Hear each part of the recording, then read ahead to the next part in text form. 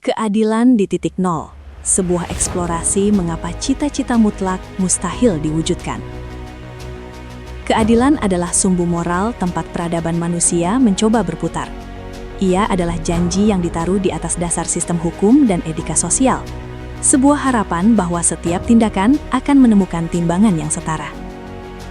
Namun, dalam perjalanan sejarah manusia, dan terutama dalam konteks negara berkembang seperti Indonesia, harapan ini seringkali berhadapan dengan tembok realitas yang keras. Premis ini tidak bersifat sinis, melainkan sebuah analisis filosofis yang realistis. Keadilan mutlak, absolute justice, adalah sebuah konsep utopis, sebuah horizon yang terus bergerak menjauh. Upaya untuk mencapainya adalah kemajuan peradaban.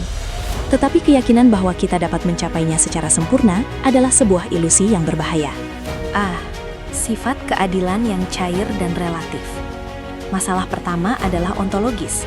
Keadilan bukanlah hukum alam seperti gravitasi. Ia adalah konstruksi sosial. Definisi keadilan adalah relatif, lentur, dan bergantung pada sudut pandang, konteks budaya, dan periode waktu. Dalam filsafat hukum, dikenal 3 jenis keadilan yang sering bertabrakan. Keadilan retributif, pembalasan, fokus pada hukuman yang setimpal dengan kejahatan. Keadilan restoratif, pemulihan, fokus pada pemulihan hubungan antara korban, pelaku, dan komunitas. Keadilan distributif, pembagian, fokus pada alokasi sumber daya, kekuasaan, dan kesempatan yang adil. Mustahil ada satu tindakan atau putusan yang mampu memuaskan ketiga tuntutan keadilan tersebut secara bersamaan. Sebagai contoh, dalam kasus pelanggaran hak asasi manusia, HAM, berat, keadilan retributif, memenjarakan pelaku, mungkin mengorbankan keadilan restoratif, yang membutuhkan pengakuan kebenaran dan rekonsiliasi. Karena tidak ada definisi universal yang statis, keadilan yang kita cari adalah sebuah target bergerak. II, sistem hukum sebagai sumber ketidaksempurnaan. Keadilan diimplementasikan melalui sistem.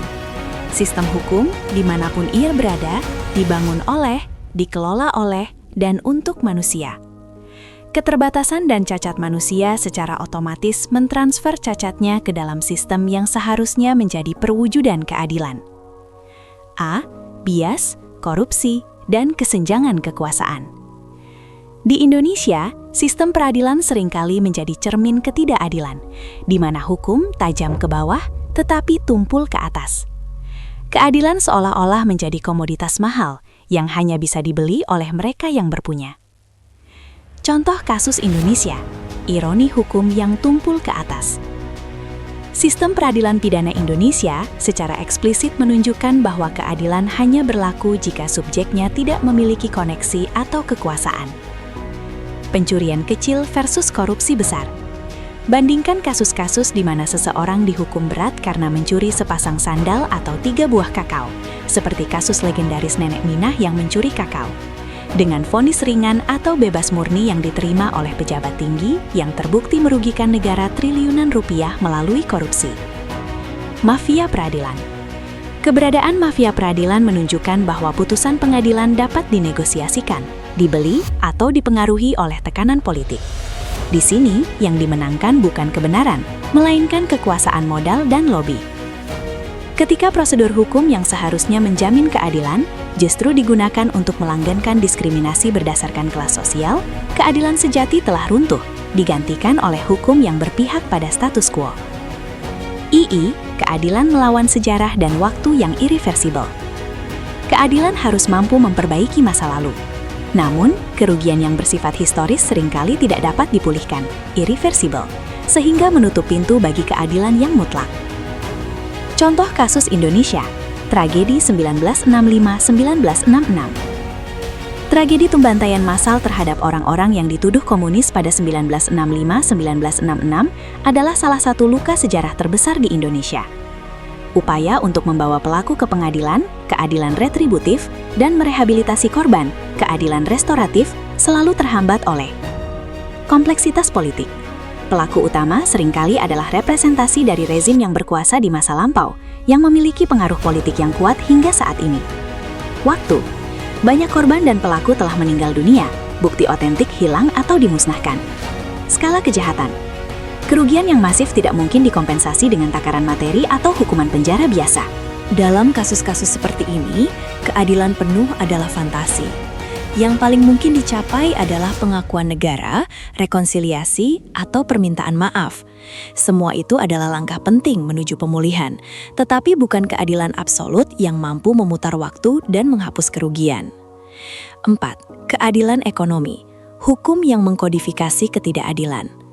Dalam konteks keadilan distributif, hukum seringkali gagal memberikan keadilan ekonomi, bahkan menjadi alat untuk melegalkan ketidakadilan struktural.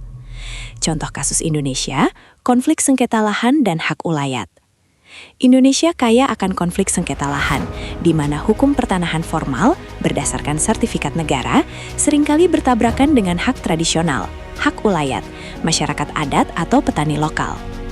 Prioritas kapital, hukum seringkali memprioritaskan kepentingan pembangunan, perkebunan besar, korporasi, dan proyek negara, daripada hak hidup turun-temurun masyarakat kecil.